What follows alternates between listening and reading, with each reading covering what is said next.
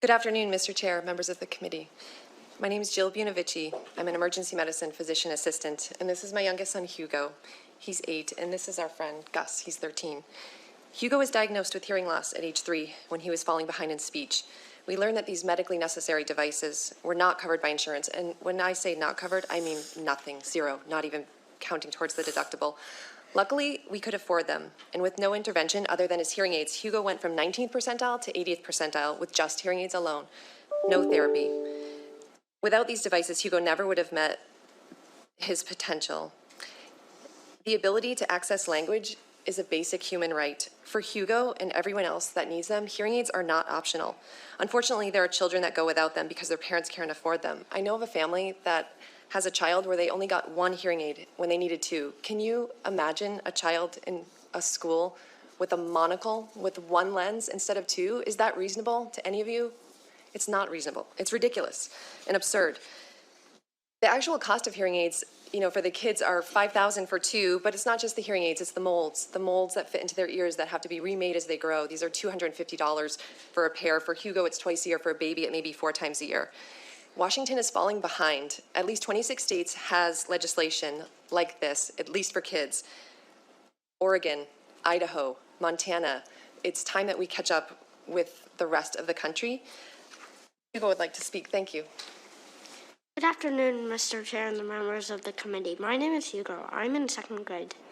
I really hope that you can pass this bill. It will help a lot of people. Hearing aids are not optional for us. We need them. I can't hear without my hearing aids. It makes me really sad to know that some kids can't have them. Thank you very much for your support and help. Hugo, on behalf of the committee, that was excellent testimony. Thank you very much. Hello, Mr. Chair and members of the committee. Thank you for letting me speak today. My name is Gus Konovic, and I'm 13 years old. My little sister, Ruby, and I both have hearing loss, and they wear hearing aids. I was diagnosed with hearing loss in kindergarten. Looking back, my mom says I really had no interest in learning to read, but it was probably because I couldn't hear what I was being taught. I went from 53rd percentile in reading to the 91st percentile, and I qualified for advanced learning. The only thing that changed was I could hear. My hearing aids have opened so many doors for me. I'm in 7th grade, middle school. Some people cringe at the thought of middle school. I love it. Sorry.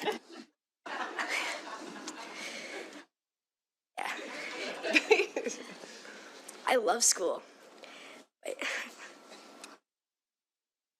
I'm in advanced math, my favorite class. I'm in math club, and this Friday I'm competing in the AMC8 math competition. I'm excited.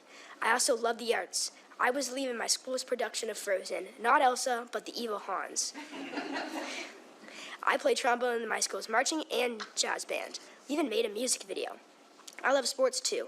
I'm on select baseball and soccer teams, and I love to ski. I do all these things with hearing aids. I do all these things because I can hear. My hearing aids allow me to live up to my full potential. My doors are open, not closed. Someday I want to be a bioengineer. I want to study hearing and design ways to improve the technology for those who have trouble hearing, like Hugo and like my little sister Ruby, like me. In the meantime, let's pass this bill. Let's open the doors for my generation of kids with hearing loss. This bill needs to be passed. Thank you. Excellent job. And stay out of the 3rd district because I don't want to match up against you.